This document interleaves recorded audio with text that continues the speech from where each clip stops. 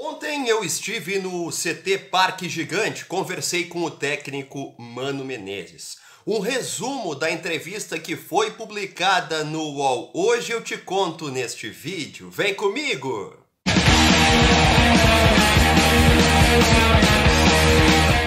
Fala aí, meu povo! E aí, tudo bem? Marinho Saldanha por aqui para mais um vídeo do canal. E o assunto é o bate-papo que eu tive ontem com o técnico Mano Menezes lá no CT Parque Gigante.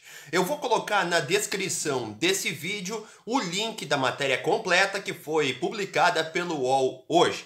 Então faz o seguinte, te inscreve aí no canal se você ainda não é um dos mais de 5.000 inscritos, me deixa o teu like e ativa o sininho de notificações. E bora pro vídeo. A conversa com Mano Menezes teve mais ou menos 40 minutos. Falamos sobre tudo, dividi a entrevista em 4 tópicos. Falamos principalmente do internacional do futebol brasileiro, de técnicos brasileiros ou estrangeiros e da seleção. Eu vou começar nesse vídeo, que é mais importante aqui, falando sobre o que a gente conversou do Inter, a chegada, o momento e a fase da carreira do Mano. Mano Menezes se mostrou um cara muito experiente, maduro, numa fase da vida em que ele já não dá tanta importância para o que não é importante. Ele mesmo disse isso numa das frases mais legais da entrevista. Ele falou que já tem 60 anos e quando chegou nessa idade fechada, redonda, ele deu uma olhada para trás nas coisas que ele fez, nas coisas que ele viveu ao longo de tanto tempo no futebol. O Mano disse que muitas vezes por querer vencer tanto, acaba lidando de forma mais ríspida com as coisas e estava passando uma imagem de ser um cara mais turrão, mais brigão, e que ele não é assim no dia a dia, que isso não é dele. Por isso no Inter ele adotou uma fase mais light, digamos assim. Ele está sorrindo mais, ele está conversando mais, ele está dialogando mais, dando mais importância ao que realmente é importante. E o resultado disso está sendo um ambiente totalmente positivo e unido que a gente nota lá no CT. O Mano sempre foi um cara de fazer isso, né? No começo da carreira no Grêmio, enfim, nos outros clubes, no Corinthians, no próprio Cruzeiro, ele era um cara de bom humor, de jogar as coisas pra cima.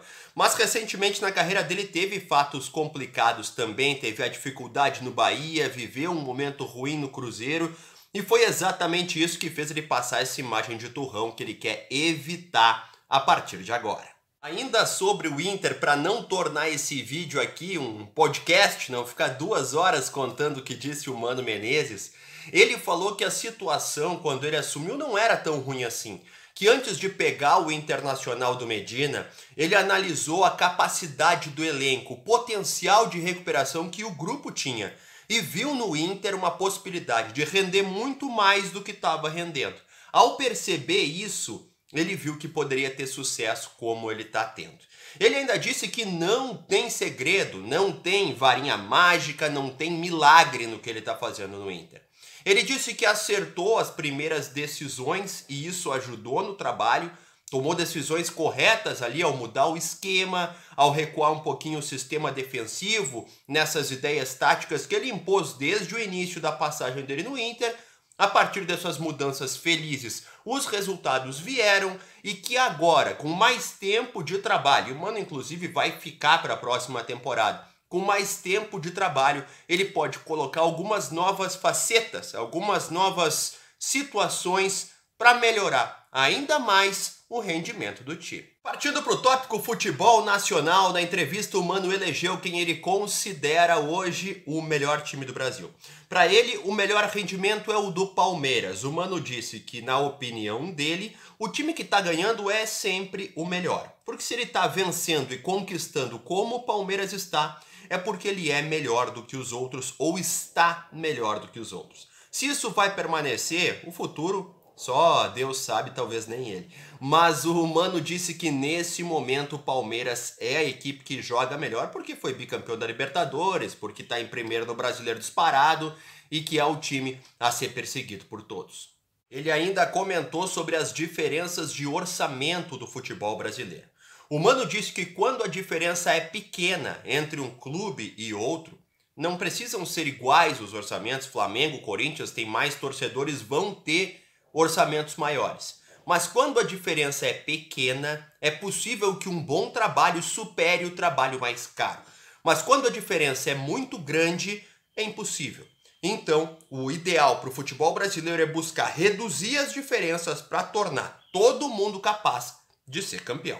Sobre técnicos brasileiros e estrangeiros, o Mano evitou polêmica. Não falou nada demais sobre o Abel Ferreira, sobre confusões, enfim, se é melhor, mais paciência com brasileiro, com estrangeiro, se é difícil substituir um estrangeiro como ele fez agora no Inter. Tudo isso eu perguntei, tá? Mas o Mano evitou esse tipo de polêmica, disse que esse debate não contribui em nada para a avaliação do macro. Disse que tem treinadores de níveis diferentes, independente da nacionalidade dele. Inclusive comparou a situação da nacionalidade dos técnicos, como o Brasil é um país continental muito grande, ao estado de nascimento dos técnicos. No técnico não é bom porque é gaúcho, carioca, paulista, baiano, pernambucano, sabe? E isso também não o faz ser bom ou ruim por ter nascido na Argentina, no Uruguai, na Suécia, em Portugal, na Noruega, na Escócia. Tanto faz. Ele disse que não é isso que define um treinador, e sim o trabalho dele. O Mano ainda citou que ele fez um curso, né, e ele foi se especializar em Portugal em 2013. E lá ele foi colega de classe do Abel Ferreira. Ele não entrou em detalhes, mas disse que os portugueses têm uma forma muito direta de se manifestar. Que às vezes lá nas aulas eles ficavam discutindo por 30 minutos e pareciam que estavam brigando. Mas é tudo isso pela forma de se manifestar.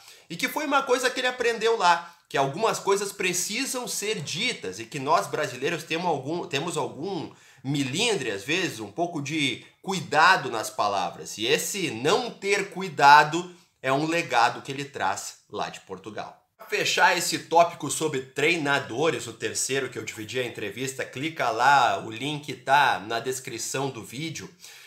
Eu quero dizer que o Mano comentou sobre os treinadores brasileiros e suas capacidades.